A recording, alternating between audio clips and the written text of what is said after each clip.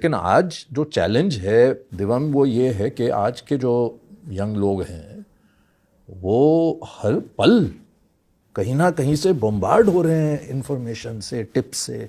तो अब हालांकि सेबी ने भी गाज गिराई है इस पूरे कल्चर पर, लेकिन अभी भी आप देखिए कि आपको फ़ोन तो अब सबके पास है। ऐसी हालत में अच्छी बात ये होगी कि शुरू में जला लें थोड़े पैसों के साथ अपनी उंगलियां, नहीं तो नुकसान हो सकता। सर देखिए, ओवर इन्फॉर्मेशन डेफिनेटली काफ़ी मतलब फ़ायदा भी है, नुकसान भी बहुत ज़्यादा है।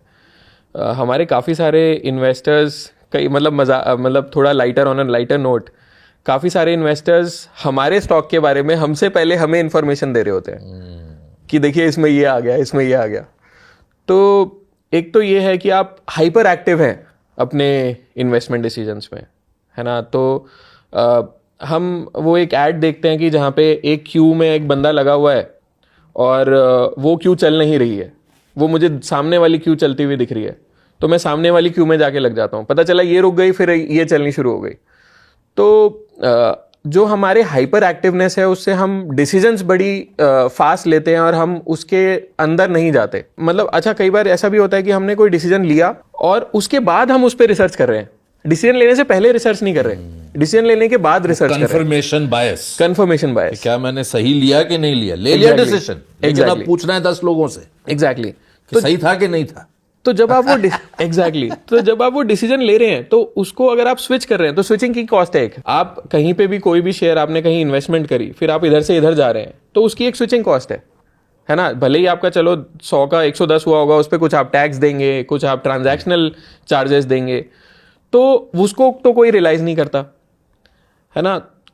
तो ये जो ओवर इन्फॉर्मेशन है ना, तो आपने कहीं, आपको किसी ने कोई बोला, किसी ने टिप दी, आपने वो खरीद ली, फिर उसके बाद आप वो शेयर बढ़ रहा है तो आप रिसर्च कर रहे हैं कि क्या करूं, घट रहा है तो और ज्यादा रिसर्च कर रहे हैं, और ज्यादा डेटा देखने की कोशिश कर रहे हैं और 10 लोगों से पूछ रहे हैं एग्जैक्टली क्या कर रहे हैं। एग्जैक्टली। हालांकि हमें ऐसा लगता है कि जब आप वो खरीद रहे हैं तब आप उस पर पूरा अच्छे से रिसर्च करिए, and then you will have to give it time. आप डेफिनेटली आप क्वार्टरली उसे ट्रैक करिए, आप मैनेजमेंट की कमेंट्री सुनिए, आप एनुअल रिपोर्ट देखिए कि भाई इस साल जो प्रमोटर, पिछले साल जो प्रमोटर ने बोला वो इस साल डिलीवर किया कि नहीं किया। पिछले 5 साल का ट्रेंड देखिए कि वो जो बोल रहा है वो डिलीवर कर रहा है कि नहीं कर रहा है। तो आप उसको किसी एक्सपर्ट को दे दीजिए, या किसी एक्सपर्ट को समय नहीं है, नॉलेज नहीं है, तो कितने एक्सपर्ट्स हैं। अगर आपकी आई थिंक थ्रेशोल्ड पीएमएस की 5 लाख है मेरे ख्याल से, 50 लाख है। 50 लाख जी, वो तो चलिए बहुत बड़ी है, लेकिन म्यूचुअल फंड्स में तो 500 रुपए में आप शुरू कर सकते हैं। एनपीएस में भी ये सब कितने विकल्प हैं आजकल, मतलब बहुत ज्यादा।